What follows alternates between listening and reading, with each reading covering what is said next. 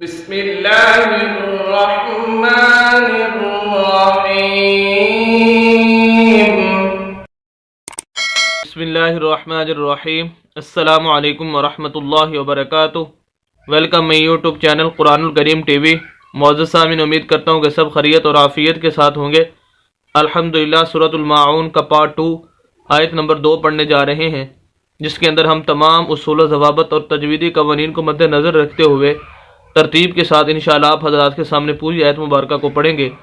کافی سارے اصول و ضوابط آپ ذہن نشین کر لیں گے اور انہی اصول و ضوابط کو مد نظر رکھ کر آپ بقیہ قرآن کی صحیح طریقے سے تلاوت کرنا آپ کے لیے آسان ہو جائے گا۔ آئیے آج کا سبق شروع کرتے ہیں۔ اعوذ باللہ من الشیطان الرجیم، بسم اللہ الرحمن الرحیم۔ فا زبر فا، زال کھڑی زبر زا، فضا لام زیر لی، فضالی۔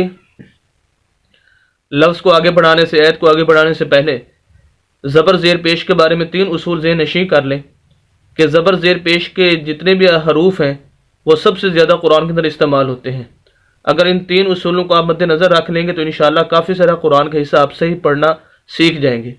اصول نمبر 1 زبر زیر پیش کے بارے میں کہ زبر زیر پیش والے لفظ کو لمبا نہیں کرنا۔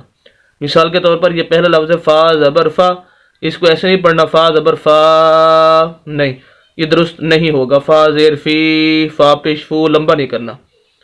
نمبر 2، اصول نمبر 2، زبر زیر پیش والے لفظ کو جھٹکا دے کے نہیں پڑھنا۔ فا زبر فا، فا زیر فی، فا پیش فو، درست نہیں۔ اصول نمبر 3، زبر زیر پیش والے لفظ کو مجہول نہیں پڑھنا۔ یہ زبر کے اندر تو مجہول نہیں ہوتا، زیادہ تر زیر اور پیش کے اندر مجہول پایا جاتا ہے۔ مثال کے طور پر یہ زال زیر زی ہے، یہ لام زیر لی ہے، اس کو کوئی پڑھے لام زیر لے، یا لام کے اوپر پیش ہے یا لام کے اوپر پیش ہے تو اس کو کوئی پڑھے لام پیش لو، تو یہ درست نہیں ہے۔ لام زیر لی یہ صحیح اس کا تلفظ ہے۔ تو بہرحال یہ زبر زیر پیش کے بارے میں 3 اصول ذہن نشین کر لیں۔ اب ہم اس لفظ کو پڑھتے ہیں۔ فا زبر فا، زال کھڑی زبر زا، یہ کھڑی زبر ہے، یہ 3 حرکتیں ہوتی ہیں، کھڑی زبر، کھڑی زیر اور الٹا پیش۔ جس لفظ کے اوپر یہ نیچے آ جائیں اس لفظ کو لمبا کیا جاتا ہے۔ فضا لام زیر لی، فضالی۔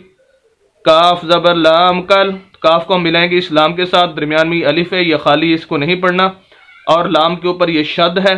جس لفظ کے اوپر شد ہو یا جزم ہو وہ لفظ خود بخود نہیں پڑھے جاتے، ان کو ہیلپ کی ضرورت ہوتی ہے پچھلے لفظ کی، اس وجہ سے ہم پچھلے لفظ کے ساتھ اس کو ملا کر پڑھنا ہوتا ہے۔ تو کاف کو ہم لام کے ساتھ ملائیں گے اور لام کو ذرا سخت کر کے پڑھیں گے۔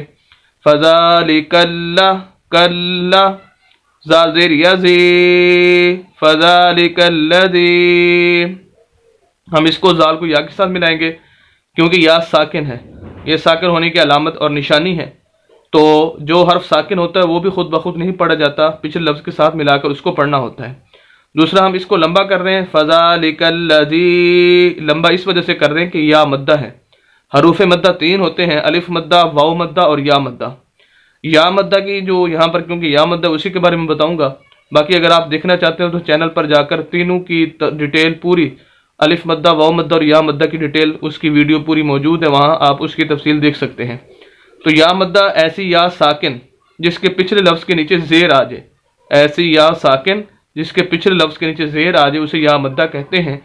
ایسی یا کو ہم لمبا کر کے پڑھیں گے۔ فذالک الذی، یا زبر یا، دال پیش عین دو، یا دو، عین کو دال کے ساتھ کیونکہ شد ہے، پھر عین کو آگے لام کے ساتھ، عین پیش لام عل، یا دو عل، یا زبر یا، تا زیر یتی، یتی، یہ بھی یا مدہ ہے۔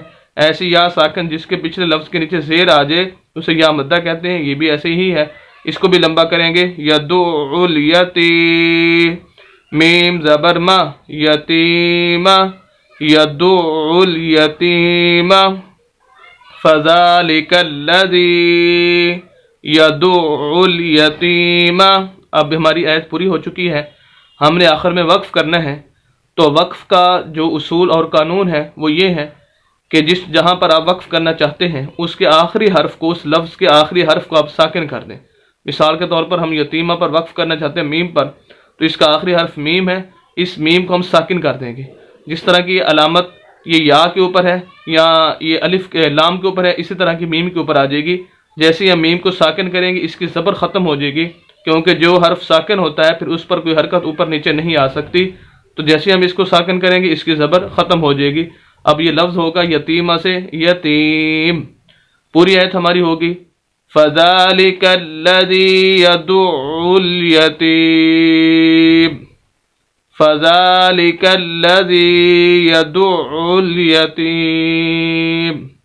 امید کرتا ہوں کہ آپ بخوبی اس آیت مبارکہ کو اور خصوصاً جو اصول و ضوابط آپ کو بتائے گئے ہیں ان کو سمجھ چکے ہوں گے۔ انہی اصول و ضوابط کو مد نظر رکھ کر آپ قرآن کی بقیہ قرآن کی تلاوت صحیح طریقے سے کرنا سیکھ سکتے ہیں، جان سکتے ہیں۔ آپ حضرات سے یہ درخواست ہے کہ آپ ہماری ویڈیوز کو شیئر بھی کیجئے صدقہ جاریہ سمجھ کر، اور ہماری یوٹیوب چینل قرآن الکریم ٹی وی کو سبسکرائب بھی کیجئے۔ ملتے ہیں نیکسٹ ویڈیو کے اندر کل انشاءاللہ۔ اجازت دے، اللہ حافظ۔